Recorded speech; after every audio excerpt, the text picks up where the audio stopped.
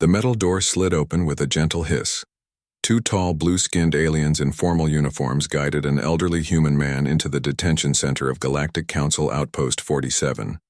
The human walked slowly but steadily, his weathered face showing more curiosity than concern. His name was Samuel Clark, though most people just called him Sam. At 87 years old, he looked remarkably fit for his age, with a straight back and clear eyes that missed nothing. "This way, human," said the taller guard, gesturing toward a processing station where a thin, purple-skinned alien sat behind a floating screen. Sam smiled politely. "You fellows certainly take border security seriously these days." The processing officer, a Thandorian named Zevlok, looked up from his screen. His four eyes blinked in sequence as he studied the human. "State your full name and planet of origin for the record." "Samuel Clark." "Born on Earth, Sol System," Sam replied calmly. Zevlok's fingers danced across the holographic interface. "Reason for travel in restricted space?" Sam shrugged.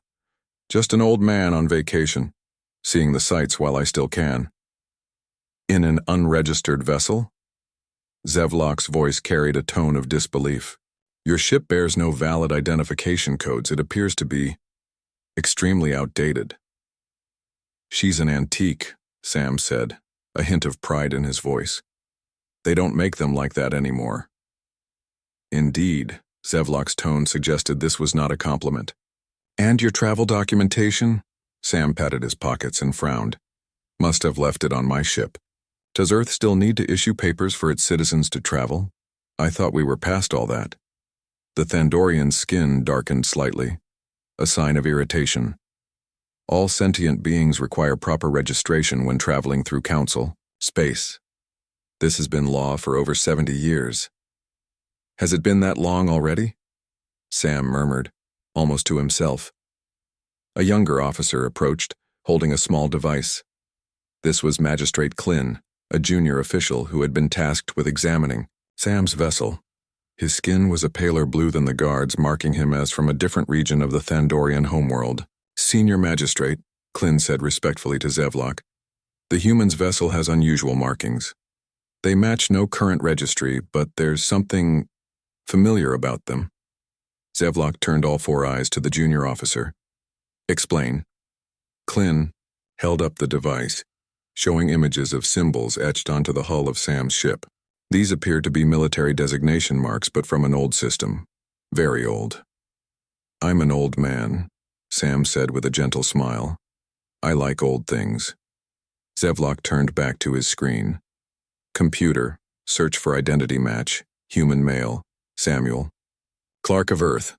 The screen flickered for a moment before displaying a minimal profile. The information was sparse.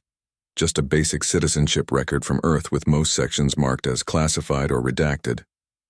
"This is highly irregular," Zevlok muttered. "Why would a simple tourist have sealed records?" Sam leaned forward slightly. "Maybe I'm not as simple as I look." The senior magistrate's eyes narrowed. "Take the human to holding cell 3 while we contact Earth's embassy. We'll get to the bottom of this." As the guards moved to escort Sam away, he raised his hand. "Before you lock me up, any chance of getting a cup of coffee? Real coffee, not that synthetic stuff." Zevlok stared at the human for a long moment. "We'll see what can be arranged." Sam nodded appreciatively. "And when you contact Earth, you might want to ask them if they still remember." "Remember what?" Klin asked, curiosity getting the better of him. Sam just smiled and allowed himself to be led away. The holding cell was small but clean. Sam sat on the simple bed, looking completely at ease for someone who had just been detained in deep space. The wall opposite him was transparent, allowing the guards to observe him at all times. He waved cheerfully at them whenever they passed. 3 hours later, a different guard approached carrying a steaming cup. The door slid open just enough for the guard to place the cup on the small table inside. "Your coffee, human," the guard said stiffly. Sam's face lit up. "Well now, that's service for you. Thank you." The guard hesitated, then asked, "Is it true your ship is from the first contact era?" Sam took a careful sip of the hot liquid before answering. What makes you ask that? The markings Magistrate Klin found. They match images in our historical database from when humans first joined the galactic community. History was never my best subject, Sam replied with a twinkle in his eye. But she's a fine old ship regardless of her age. The guard seemed about to say more when Zevlok's voice called from down the corridor. No fraternizing with the detainee. Alone. Again, Sam savored his coffee while gazing out the small viewport beside his bed. Stars streamed past as the outpost continued its orbit.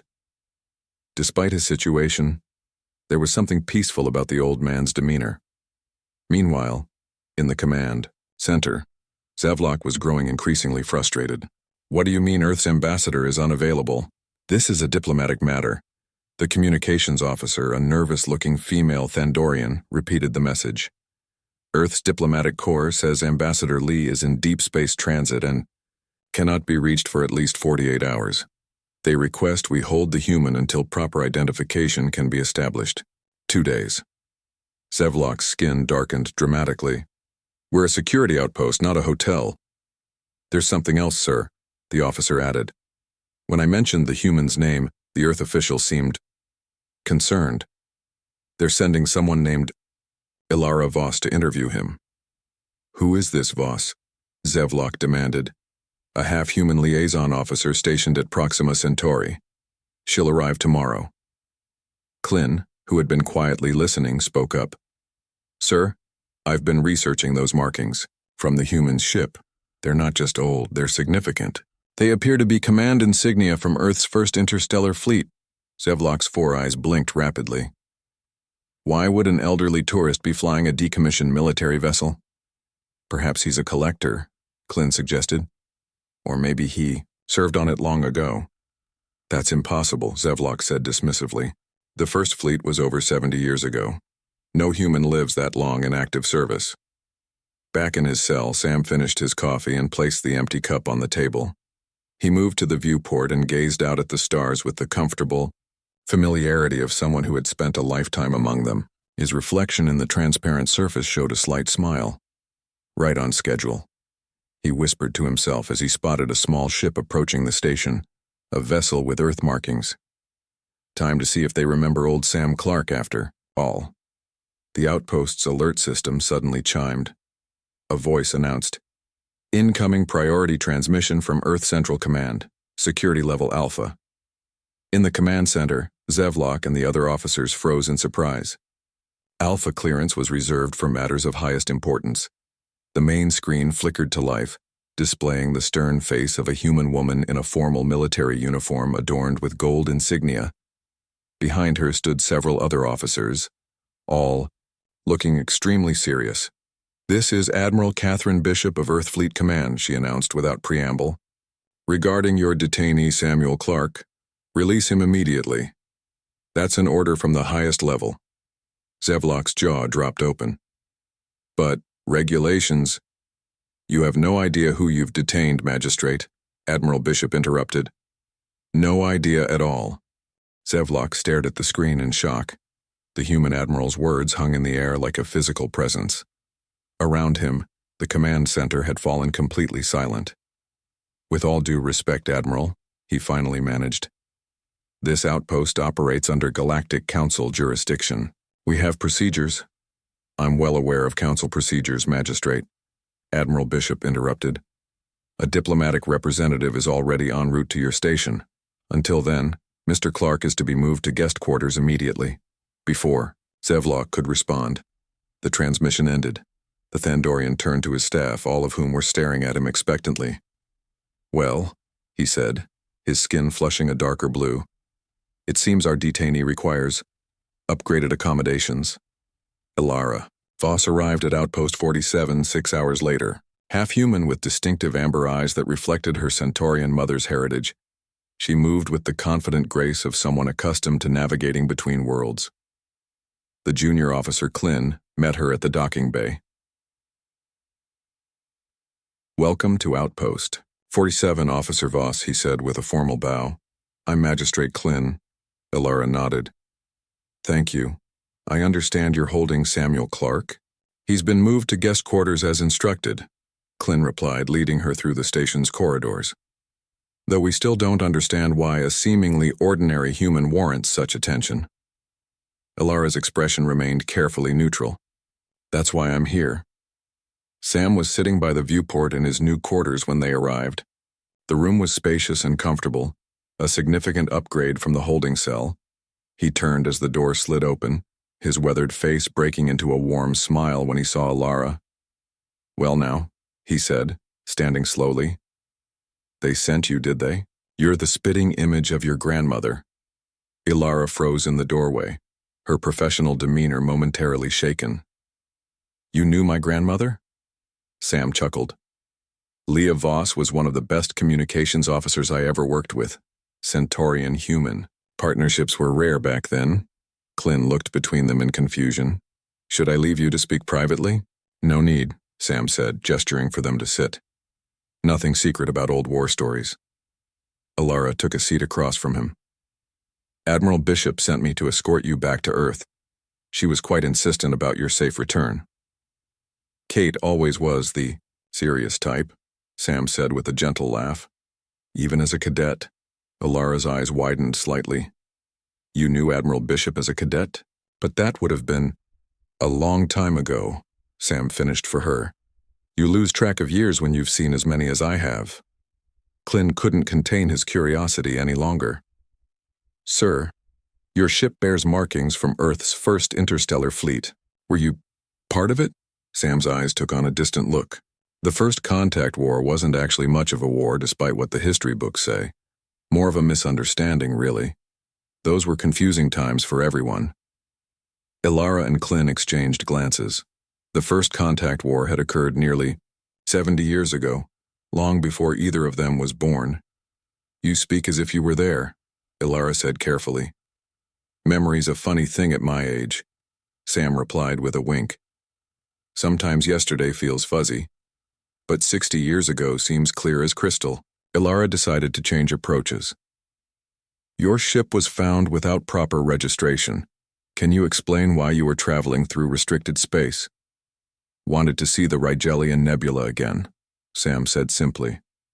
Most beautiful sight in this part of the galaxy, especially now that the radiation from the plague cleanup has finally faded. Clint's 4 eyes blinked rapidly. The Rigelian plague? But that was contained before it could spread to the nebula. Only because we established the quarantine line when we did, Sam said. Lost some good people making that happen. Ilara pulled out a small device and began taking notes. Mr. Clark, according to records, you're 87 years old. The Rigelian plague occurred 65 years ago. You would have been 22, Sam nodded. Young and foolish. But sometimes the foolish ones are all you've got. After the interview, Ilara and Clint walked together toward the command center. He speaks of historical events as if he experienced them firsthand, Clint said. Is that possible?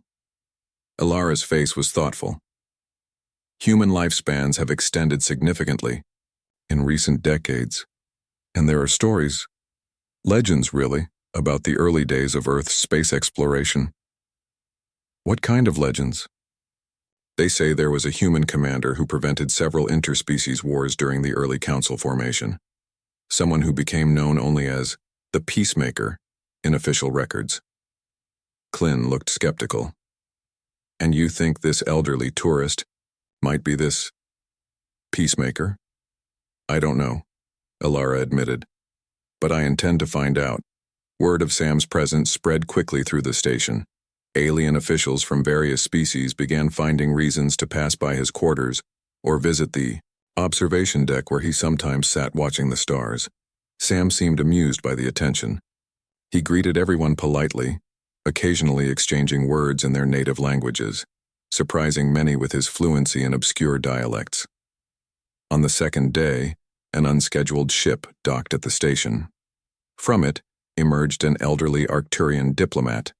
His scaled skin faded to pale green with age, moving with the assistance of a hovering support device.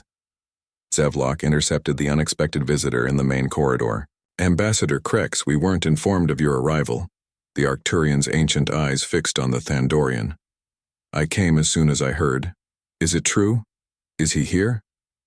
If you mean the human detainee, yes, but take me to him, Krex demanded. Immediately. Reluctantly, Zevlok escorted the Arcturian ambassador to Sam's quarters. When the door slid open, Sam was reading from an old-fashioned paper book.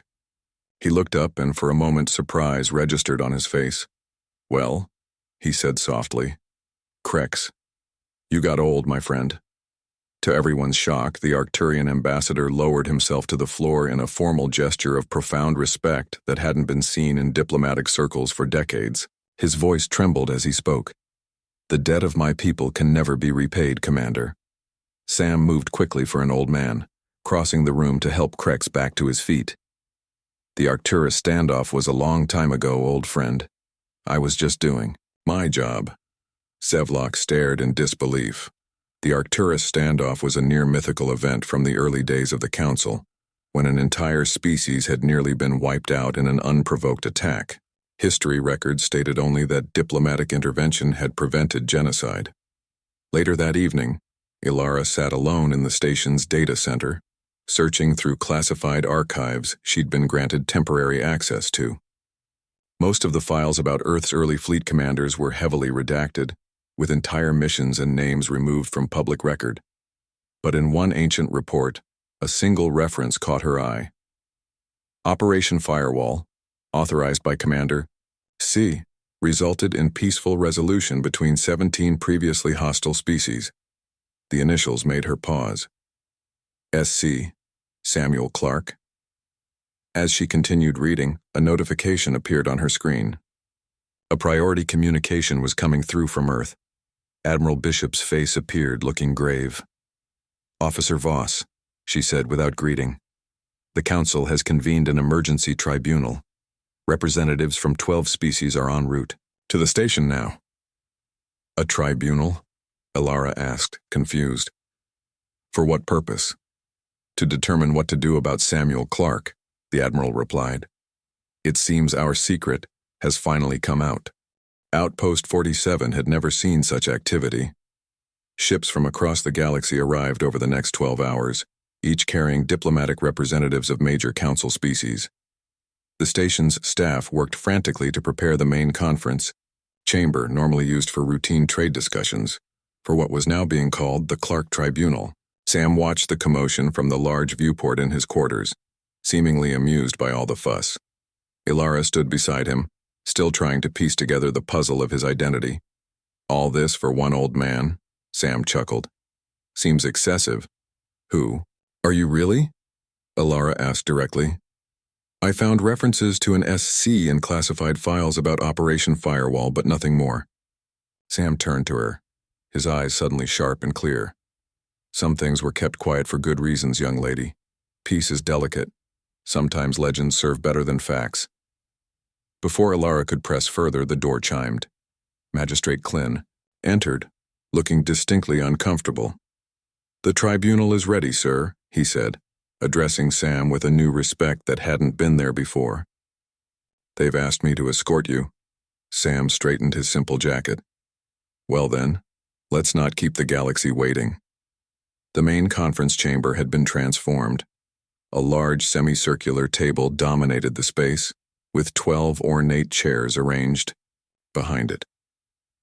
In the center of the open area stood a single plain chair, clearly meant for Sam.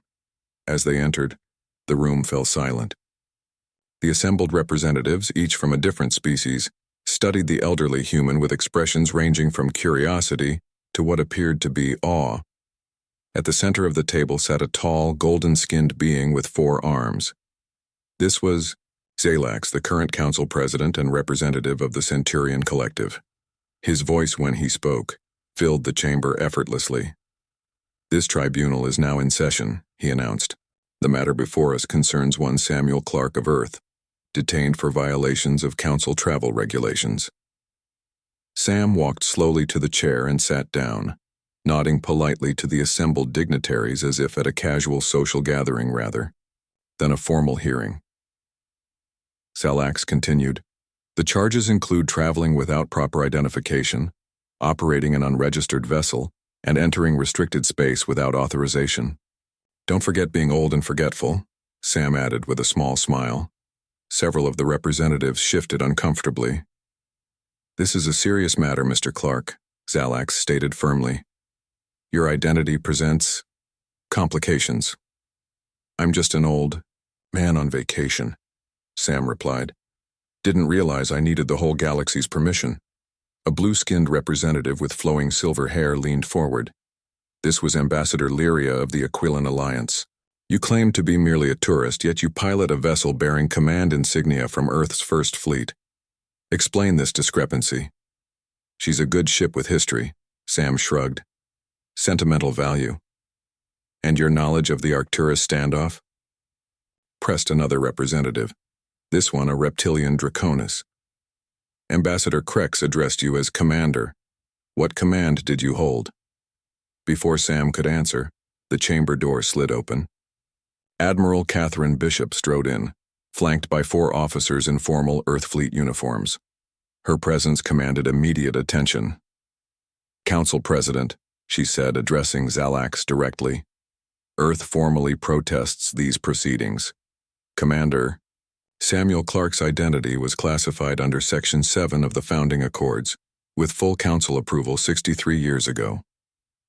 Murmurs spread through the chamber. Section 7 was rarely invoked, a provision that allowed the suppression of information that might destabilize interspecies relations. Zalax's expression remained neutral. Admiral Bishop, while we respect Earth's concerns, the circumstances have changed. Ambassador Krex's recognition of Mr. Clark has already revealed that he is more than a simple citizen. The Arcturian people owe him our continued existence, Ambassador Krex said firmly from his seat near the end of the table. That is not classified information. It is our living memory. All eyes turned to Sam, who sat calmly in his chair, watching the exchange with the patience of someone who had seen many such debates before. Admiral Bishop approached Sam and spoke quietly. Sir, I'm sorry about this. We tried to maintain the agreement. Sam patted her hand. It's all right, Kate. Nothing stays secret forever. She straightened and addressed the tribunal again. If you insist on continuing, then I must insist on full disclosure to everyone present. Zalax conferred briefly with the other representatives before nodding. Proceed, Admiral. Admiral Bishop moved to stand beside Sam. The man you have detained is Commander Samuel Clark, former Supreme Commander of Earth's Interstellar Fleet and the architect of the Galactic Peace Accords. A collective gasp went through the chamber. Even some of the representatives appeared shocked. That's impossible, said the Draconis representative. The peace accords were signed 70 years ago. No human lives that long in active service. I retired quite a while back, Sam said mildly, though in my day we knew not to detain elderly tourists without cause. Admiral Bishop continued. Commander Clark's identity was classified by mutual agreement between Earth and the founding council members. His role in establishing peace between 17 warring species during our first decades in space made him a target for those who opposed galactic unity. She gestured to one of her officers, who activated a holographic display in the center of the chamber. An image appeared. A much younger Samuel Clark in a formal Earth Fleet uniform, standing alongside alien representatives as they signed what was clearly an important document. This is the original signing of the peace accords, Admiral Bishop explained. Commander Clark not only negotiated the terms but personally guaranteed Earth's commitment to enforcing them. Another image appeared. Sam standing on the bridge of a massive starship, issuing orders during what appeared to be a tense standoff between opposing fleets. The Arcturus standoff, Admiral Bishop identified. When Commander Clark positioned his single vessel between 2 warring armadas and refused to move until both sides agreed to negotiations. Sam shifted uncomfortably in his chair. The history lesson isn't necessary, Kate. But the Admiral wasn't finished. The vessel you detained him in? That's the original Earth diplomatic ship from First Contact, preserved as a museum piece but recommissioned for the commander's personal use as a retirement gift from humanity. The chamber fell silent as this information sank in. Finally, Zalax spoke again. If what you say is true, Admiral, Why was Commander Clark traveling alone through restricted space? Before Admiral Bishop could answer, Sam stood up. Despite his age, he suddenly projected an unmistakable air of authority. Because sometimes an old soldier needs to see what he fought for, he said simply. The Rigelian Nebula was once a battlefield. I wanted to see it as a place of beauty again before I die. No one spoke for several long moments. Then Ambassador Krex rose from his seat. I move that all charges against Commander Clark be dismissed immediately, the Arcturian said firmly. Seconded, came the voice of Ambassador Lyria. Salax looked around the table. One by one, each representative nodded in agreement. It seems we owe you an apology, Commander, Zalax said formally. This tribunal is adjourned. As the representatives began to file out, many paused to bow respectfully to Sam. The elderly human accepted their gestures with grace, though he seemed somewhat embarrassed by the attention. When they were alone, except for Admiral Bishop and Alara, Sam sank back into his chair with a sigh. So much for my quiet vacation, he said. The cat's out of the bag now. The galaxy deserves to know the truth, sir, Admiral Bishop replied, about the man who shaped our interstellar community. Sam looked up at her with a tired smile. And what truth is that, Kate? That piece was built by one stubborn old human who refused to let children fight over who gets the biggest piece of the galaxy. No, sir, Ilara said softly. That humanity's first real representative to the stars set a standard that changed everything. Sam's weathered face softened. Well, when you put it that way. He glanced out the viewport at the assembled diplomatic vessels. I suppose I'd better prepare for whatever comes next. News traveled fast across Outpost 47. Within hours of the tribunal's conclusion, the entire station buzzed with excitement. The legendary peacemaker, a figure many younger aliens had learned about only in history lessons, was among them. Sam found himself moved from guest quarters to the station's finest diplomatic suite, much to his amusement. I was perfectly comfortable where I was, he told Alara as she escorted him to his new accommodations. All this fuss over an old man. Not just any old man, Alara replied with a smile. The architect of modern galactic peace. Sam waved his hand dismissively. History gets things wrong. I was just in the right place at the right time. The diplomatic suite was spacious and elegant, with large viewports offering a spectacular view of the surrounding space. Sam walked straight to the window and gazed out at the stars with the comfort of an old friend returning home. In a private meeting room nearby, Admiral Bishop briefed the council leadership on the full extent of Commander Clark's contributions to interstellar politics. Zevlok and Klin were permitted to attend, given their direct involvement in Sam's detention. The full records of Commander Clark's career remain classified, Admiral Bishop explained, but in light of recent events, Earth has authorized me to share certain details.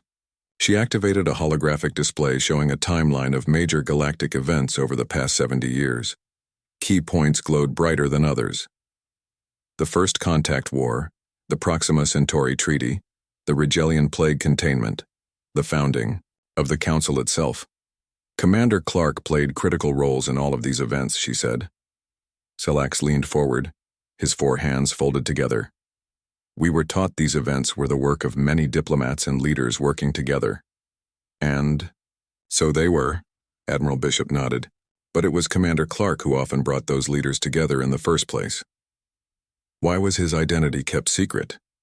Klin asked, still struggling to reconcile the elderly tourist with the legendary figure being described. Protection, primarily, Admiral Bishop replied. In the early days of human expansion into space, there were many who opposed peaceful integration. Commander Clark made powerful enemies by pushing for cooperation rather than conquest. And the Clark Doctrine? Ambassador Krex asked from his seat near the wall. Was that truly his creation? Admiral Bishop smiled. The mutual defense policy that eventually became the foundation for this very council? Yes, though he always insisted on calling it the common sense approach in private. As the briefing continued, Sam sat with Alara in his new quarters, sharing stories from his long career. His earlier reluctance seemed to have faded, replaced by a quiet acceptance of his rediscovered fame. The Tau Ceti relief mission was the hardest, he admitted, his eyes distant with memory. 6 million people facing starvation after the Great Collapse. We had to convince 17 different worlds to contribute resources when many had barely enough for themselves. How did you manage it? Ilara asked, recording his words for the historical record as she had been instructed. Sam smiled. I appealed to their self-interest, told them a galaxy that let 6 million die today might let 60 million die tomorrow. Could be their people next time. That was the beginning of the mutual aid protocols, Ilara realized. Just seemed like common sense. To me, Sam shrugged. We're all in this together out here among the stars. A chime at the door interrupted them. Clint entered, looking somewhat awed to be in Sam's presence now that he understood who the old human truly was. Commander, he said respectfully, representatives from 27 species have requested formal meetings with you. The station's communication system is overwhelmed with messages. Sam sighed deeply. And here I thought retirement meant peace and quiet. The next morning, a formal reception was held in the station's grand hall. Species that had been bitter enemies within living memory now stood together, united in their desire to honor the human who had helped forge their alliance. Sam arrived dressed in a simple but elegant Earth diplomatic uniform that Admiral Bishop had provided. He moved slowly through the crowd, greeting each representative with remarkable recall of their species' customs and history. To the Draconis delegate, he spoke in their native tongue about their ancestral hunting grounds. To the Aquilan representative, he recalled the beauty of their underwater cities which he had visited decades earlier. Each interaction revealed the depth of his knowledge and the personal connections he had forged across the galaxy. In one particularly moving moment, a very young Rigelian approached Sam with trembling tentacles. The small, blue-skinned being performed a ceremonial gesture of profound gratitude. My great-grandparent was among those you saved during the plague, the young Rigelian said softly. Our family history speaks of the human commander who established the quarantine line that saved our civilization. Sam knelt down, despite his aged knees, to meet the young alien at eye level. Your people showed tremendous courage during that crisis. The galaxy would be poor without Rigelian art and philosophy. As the reception continued, Admiral Bishop approached Ilara. How's the interview process going? He's shared more in the past day than our historians have pieced together in decades, Ilara replied. But he deflects praise at every turn, insists he was just doing his job. That's the commander, Admiral Bishop said with a fond smile. Never saw himself as anything special. A commotion at the entrance drew their attention. An elderly human woman had arrived, moving with the assistance of a hovering chair. Despite her advanced age, her eyes were sharp and her expression determined. Sam spotted her immediately and his face transformed with surprise and joy. Grace, he said, moving quickly across the room to her side. The woman smiled up at him. Did you really think I wouldn't find you, Sam? You took our ship without leaving so much as a note. Sam had the grace to look embarrassed. I didn't want to worry you. You know how you fuss when I talk about visiting the old sites. The woman, Grace Martinez, according to the identification she presented to station security, turned to address Admiral Bishop. My husband has periods of memory confusion. Sometimes he forgets what year it is and tries to return to old mission locations. Sam looked indignant. My memory is perfectly fine, Grace. Grace patted his hand affectionately. Of course it is, dear. That's why you remembered to file a flight plan and inform Earth Fleet of your departure, right? Several of the aliens nearby chuckled at this very human exchange. Admiral Bishop approached and extended her hand to Grace. Mrs. Clark, I presume? Martinez, she corrected. I kept my name, and it's Captain Martinez. I served as communications officer on Sam's flagship for 15 years before we married. Understanding dawned on Ilara's face. You're the reason he recognized my grandmother's name.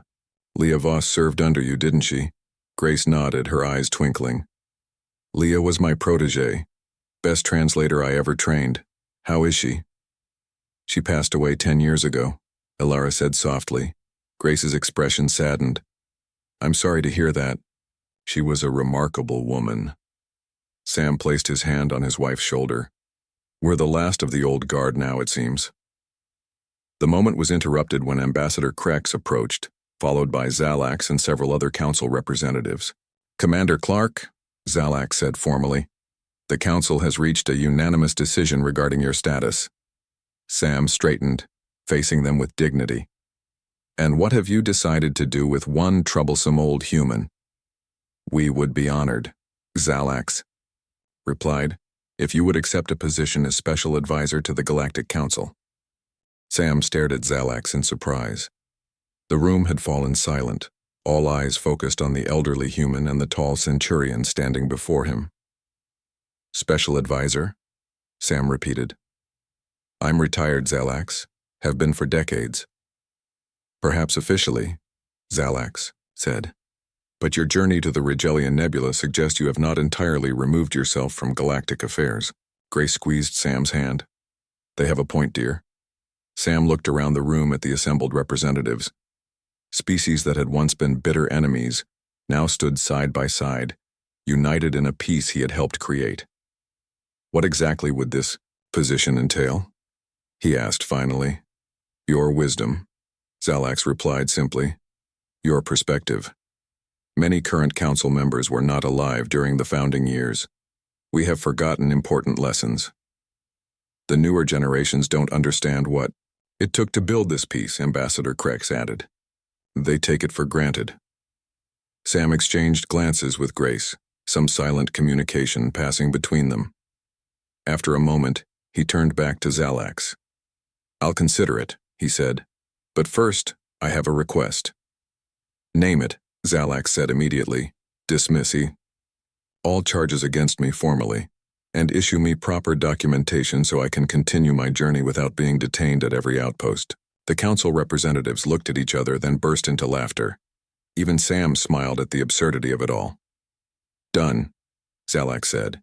And more than that, the council will issue you a universal passage credential. Murmurs of surprise rippled through the crowd.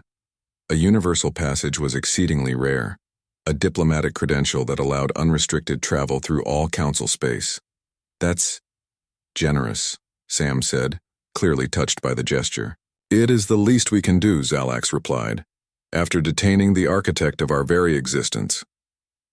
The following day, a formal ceremony was held in the Grand Hall. Representatives from all 27 species currently stationed at Outpost 47 gathered to witness the proceedings. Sam stood at the center, dressed once again in his simple diplomatic uniform.